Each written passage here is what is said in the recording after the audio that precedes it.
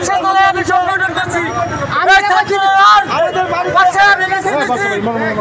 আমি কইছি ছাত্র জনতার ভয় নাই, রাজপথচারী নাই। আজকের এই অনুদান আন্দোলন করার পর স্বাধীনতা পাই নাই।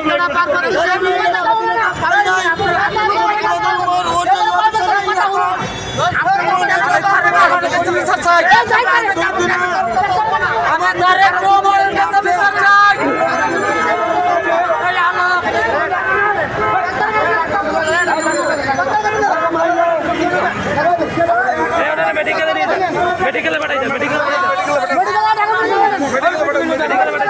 মেডিকেল দিয়ে দাও। আরে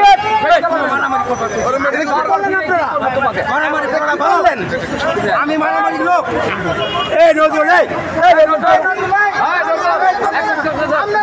হওয়ার পর বাদশা ভাই অনেক নির্যাতিত নিপীড়িত হইতে বাদশা ভাই মিরপুরে ওনার অবস্থানে এই সরকার 17 বছর ওনাকে বিভিন্ন মামলা হামলা দিয়ে দূরে রাখছিল। দূরে রাখার পর যখন শেখ হাসিনা সরকার পালিয়ে গেছে, আন্দোলন সংগ্রাম সফল হয়েছে, বাদশা ভাইয়ের জায়গায় চলে গেছে। আমরা কি করছি? এই সংগঠনটা ধরে ওই সংগঠনটা ধরে রাখছি, কিন্তু আমরা বাদশা ভাই বলি নাই যে বাদশা ভাই রিক্সা সংগঠনে নাই।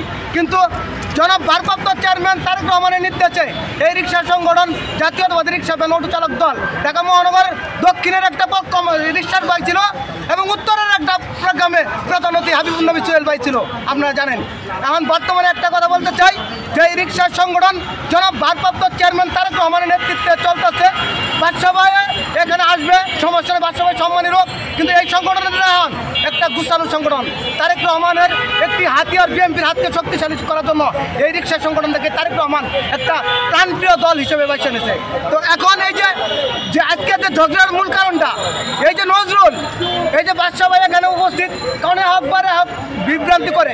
কারণ ওই নজরুলের যে কুমুটি না করতে চায়, ওই কুমুটির থেকে, কুমুটি বাদ আমি এটা বলি না, ওই কুমুটির থেকে নজরুলটা সাংগঠনিক কাজের জন্য আমরা তাকে বহিষ্কার করি। এই যে বাদশা ভাই আছে এখানে, আপনারা প্রশ্ন করতে পারেন নজরুল এখন কি করেন? নজরুল এখন এই যে একটা রিক্সার ঐক্য পরিষদ, যে কথাটা বললাম যে সংগঠনের বাদশা ভাই সভাপতি, ওই সংগঠনের আমি সেক্রেটারি রিক্সার, ঠিক আছে? ওই সংগঠনটাকে নজরুল, আমি বলছি বাদশা ভাইয়ের ফোন দিতে, নজরুল বাদশা ভাইয়ের ফোন দেয়।